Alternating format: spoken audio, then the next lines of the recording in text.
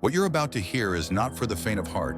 Some doors are built to keep danger out, others to keep something trapped inside. This story is about a boy who made the mistake of opening the wrong one. This is the story of a boy named Elias, a quiet child who grew up in a small village in northern Europe. It begins after tragedy struck. His father, a fisherman, was lost at sea during a violent storm. From that day, Elias's mother changed. She had always been fragile, struggling with bouts of sadness and paranoia. But after her husband's death, she began to unravel completely. She whispered to herself at night, locked doors during the day, and often stared at Elias with eyes that no longer felt like a mother's. Elias was only 12, and every day became harder to survive. His mother's grief twisted into anger. She would slam doors, throw dishes, and sometimes turn her rage toward him. His childhood home, once filled with warmth, became a prison. They could no longer afford to live near the sea, so they moved into a forgotten house on the edge of the forest. The locals avoided it. Its windows were cracked, its walls damp, and the hallway carried a smell of mold and dust. But for Elias, it was better than facing his mother's violent episodes in public. One evening, while exploring the new house, Elias noticed something strange. Behind an old bookshelf in his bedroom was a thin crack in the wall. When he pressed his hand against it, a hollow sound echoed back. Curious, he pushed the shelf aside and found a narrow wooden door. It was sealed shut with rusted nails. His mother saw him staring at it, and her face turned pale. She rushed toward him, grabbed his shoulders, and whispered, "Never touch that door.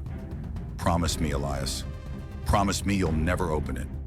But curiosity is dangerous, especially for a child trapped in loneliness.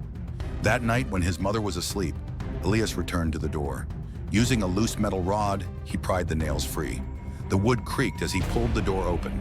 Inside, he expected to see another room, but what met his eyes was a black void, deeper than any night sky. The air rushing out was cold, damp, and carried the faint scent of iron, like blood. He should have closed it right then, but instead, he stepped inside. He found himself in a long hallway. Its walls pulsed like flesh, as if alive. In the distance, he could hear whispers calling his name. With every step, his stomach twisted, but he couldn't stop walking. At the end of the hall stood a figure.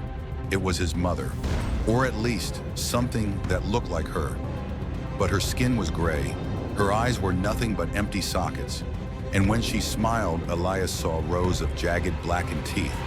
She reached out her hand and whispered, "Come, Elias. You don't have to be alone anymore."